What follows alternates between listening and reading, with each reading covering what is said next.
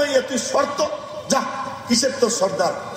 নবীজি আমারে বলছেন, নবীজি আমরা মিলা তোরে আমরা হত্যা করব। নবীজি বলে দিছেন, নবীজি আগেই বলে দিছেন হত্যা হবে, এবং বলে দিছেন এই জায়গা আবু জেহেল মইরা পড়ে থাকবে, এখানে উমাইয়া মইরা পড়ে থাকবে, এখানে উতবা মইরা পড়ে থাকবে, এখানে সাইবা মইরা পড়ে থাকবে, এখানে মুগীরা মইরা পড়ে থাকবে, এখানে ওলীদ ইবনে মুগীরা মইরা পড়ে থাকবে। এক একজনের নাম নিয়ে নিয়ে লাঠি দিয়ে দাগ দিয়ে দিয়ে নবীজি দেখাইছেন। এটা বুখারী শরীফের হাদিস শুনে দিচ্ছি, মনোযোগ দিয়ে শুনেন। আর শাহ ওলিউল্লাহ মুহাদ্দিস দেহলভী রহমাতুল্লাহ বলছেন, যখন কোন হাদিসের চর্চা হয় কোথাও, তখন আমি নিজে দেখছি রওজা পাকের পাশে বৈশা যে নবীজির সিনার থেকে নূরের ফোকাস ওই মজলিসে যায়।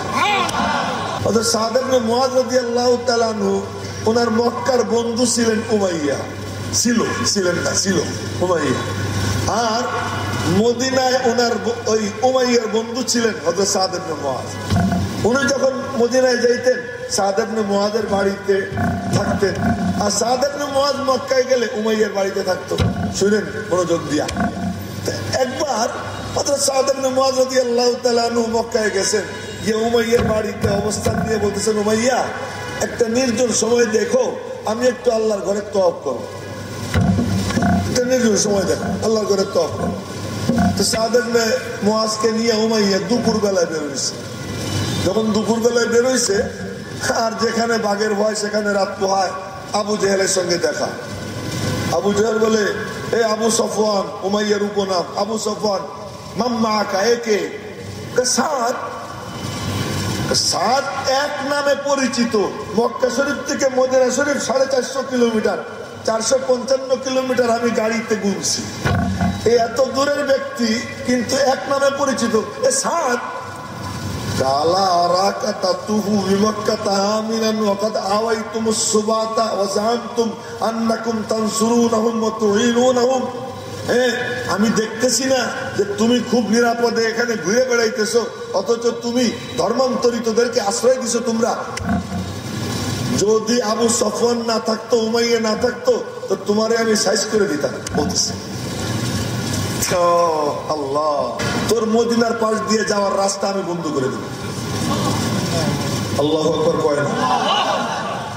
আরে মুমিন কোন সময় দুর্বল হয় নাকি? তুই দেখছ মুমিন দুর্বল হয় না। তুই যদি আমার বাধা দিস আল্লাহর ঘরে তওয়াফ করতে, তোর মদিনার পাশ দিয়ে যে সিরিয়ায় যাও, ওখান থেকে ধান চাউল গম কেন, ওই খাদ্য বন্ধ করে দেবে।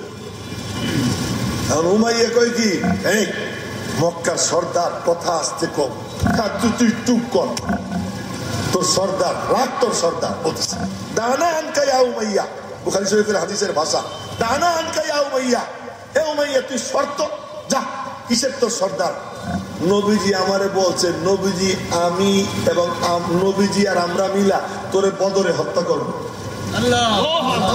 আস্তাগফিরুল্লাহ, বদরে না, তোরে আমরা হত্যা করবো, নবীজি বলে দিছেন। এই কথা যখন শুনছে উমাইয়া, উমাইয়া কয় কি মক্কা হত্যা করবা? হত্যা যে হবে একই হয়ে গেছে। এমনকি মক্কায় না কোন জায়গায় তা জানি না, হত্যা করবেন নবীজি বলছেন।